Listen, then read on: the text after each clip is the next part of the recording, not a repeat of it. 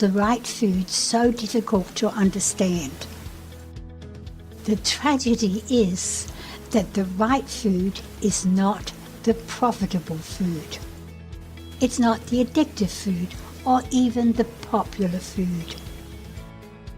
It's simply the food our digestive system was created and designed to process, while our basic instinct, intuitive eating, was created to manage and control our weight. That was nature's work, and it kept us slim and healthy for centuries. But intuitive eating was a impenetrable barrier that stood in the way of an industry determined to take over our daily diet. They wanted to be the only food provider in the world creating their version of the right food. A big ambition that required brutal force to break intuitive eating and force people to change a way of eating that had kept us slim and healthy for generations. The industry had to find a way to break intuitive eating. But how do you break an internal, natural instinct that cannot be accessed from outside the body?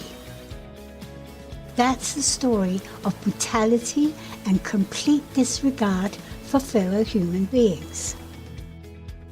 The whole nasty story is told in the 3 world events that made us fat. It's soon to be launched by webinar.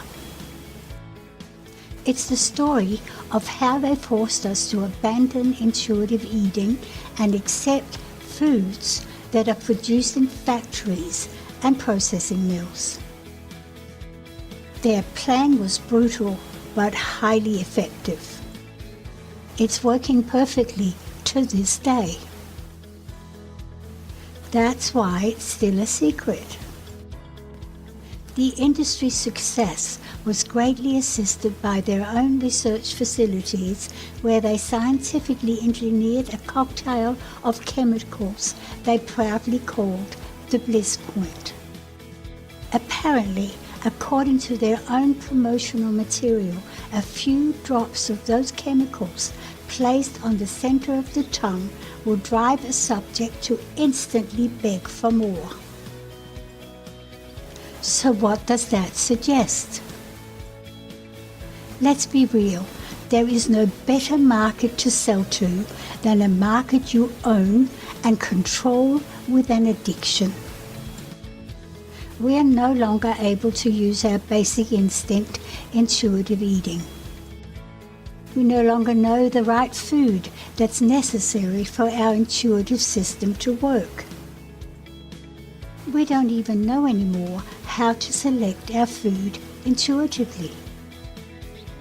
That's because these events didn't happen yesterday. They happened 50 years ago, behind our backs, without our knowledge. So what actually happened to intuitive eating? It's still there, deep inside us, but it's broken and lays dormant.